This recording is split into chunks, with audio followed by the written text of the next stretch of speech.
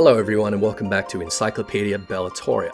This series is about Eorzean heroes and villains, contemporary and historical, primals and monsters of legend, as well as the martial traditions of the realm. We will make a thorough account for these figures, their roles and impact in Eorzea, their context throughout the Final Fantasy franchise, as well as their real-world literary, mythological, or historical inspiration and background. For you, I do not counsel work, but rather battle. For you, I do not counsel peace, but rather victory. May your work be a battle, may your peace be a victory. One can be silent and sit still only when one has arrow and bow, else one chatters and quarrels. May your peace be a victory. You say it is the good cause that hallows even war. I say to you, it is the good war that hallows every cause. War and courage have accomplished more great things than love of one's neighbor. Not your pitying, but your bravery has so far saved the unfortunate. What is good, you ask? To be brave is good. Let the little maiden say to be good is to be pretty as well as touching. They call you heartless, but your hearts are true, and I love the modesty of your heartiness. You are modest about your flood, and others are modest about their ebb. You're ugly? Well then, my brothers, put the sublime around you, the mantle of the ugly. And when your souls become great, they become exuberant, and in your sublimity there is wickedness. I know you well. You may only have enemies that are to be hated, but not enemies to be despised. You must be proud of your enemy. Then the successes of your enemy are also your successes. Rebellion, that is nobility in the slave. May your nobility be obedience. May your very commanding be an obeying. To a good warrior, thou shalt sounds more pleasing than I will. And all that is dear to you, you should first let yourselves be commanded to do.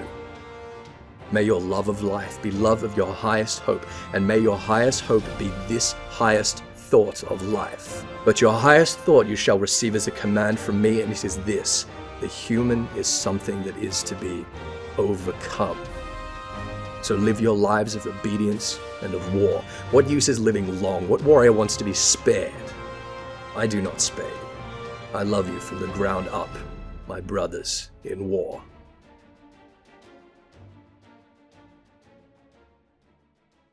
Although Final Fantasy is at its core a legend of binary conflict, light and dark, constructive and destructive, Hydaelyn and Zodiac, and there are champions that typify each extreme, there are some characters in the franchise that deserve a much closer examination. One of these is the Legatus of the 14th Legion, Imperial Viceroy of Alamigo, favoured champion of the late Solus Zos Galvus, the Black Wolf, Gaius Van Baelsar. Given that he did not see a great deal of development through A Realm Reborn's main scenario, it can be difficult to appreciate the Legatus if we have not experienced the 1.0 story in some form.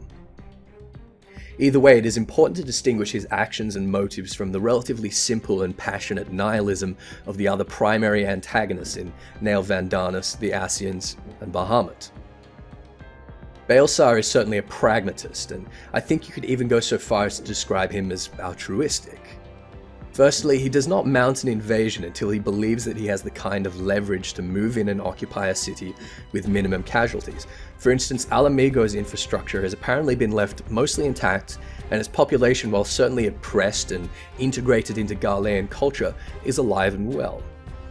It is not a stretch to concede that Baelsar cares for these people, even if it is in an obtuse and belittling manner. His driving motivation is in fact the very same as that of the Scions. He believes the primals, or icons as he describes them, to be the greatest threat not only to the peace of the people that reside upon Hydaelyn, but to the integrity of the world itself. Although they are not magically proficient, the Gharleans are as well versed in the nuances of ether as anyone else, and Baelsar remarks more than once upon the drain of the world's essence that the primals cause in their summoning and sustenance. The enemies of the 14th, then, are not the peoples of Eorzea, but the demons that prey upon them. Baelsar believes that these children require direction and discipline that can only be realized once they are folded into Garlemald and once the beast tribes have been crushed with an iron fist. In this object, we see an interesting kind of nominative determinism. Let us for a moment examine the wealth of etymology and lexicology in this Gaius Baelsar. The name Gaius does literally mean a kind of rejoicing or affirmation of life, but more interesting are the figures from which the name has been inherited. Firstly, Gaius Cassius Longinus was a co-conspirator of Brutus in the assassination of Julius Caesar. Baelsar's gunblade Airsbane might be some kind of subtle nod to this, and together they might foreshadow an eventual ascension of the legatus to the imperial throne. Gaius was also the given name of Julius Caesar himself, as well as his successors Augustus and Gaius Caligula Caesar. So the legatus's given name is inseparable from military and oratory genius and historical paragons of strength and leadership. Although lawcrafters have previously struggled to find an historical context for Baelsar, it is no less rich or interesting than the given name. Baal was a common name in Latin languages for the demon Baal, described in the Dictionary Infernal and the Lesser Key of Solomon as one of the dukes of hell and commander of a great legion of demons.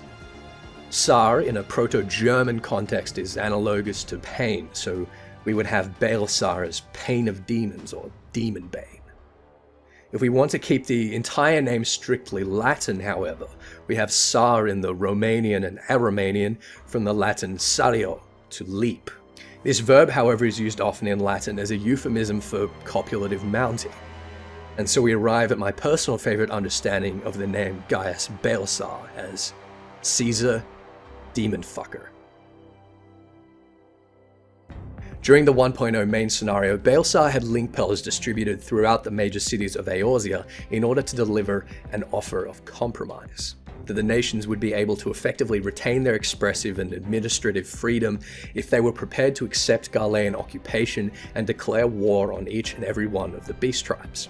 This might have seemed a ploy to many Eorzeans, but from what we know of the legatus, he was probably being quite sincere.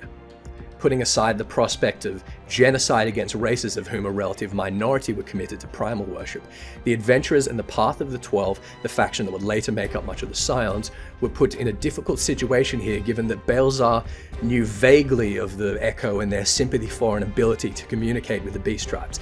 He suspected them to be conspirators and conflated them as the enemy along with the beast races, spurring many members of the Path to explore military options, particularly those presented by the Alamegan resistance. After Baelsar thoroughly routed an ill-prepared resistance operation against his forces in Mordona, from which the adventurers only narrowly escaped with the help of the Circle of Knowing, his own plans for Eorzea were interrupted by the arrival of Nael van Darnus and his 7th Legion with an imperial mandate to bring the Meteor project to fruition, with which Baelsar was expected to fully cooperate.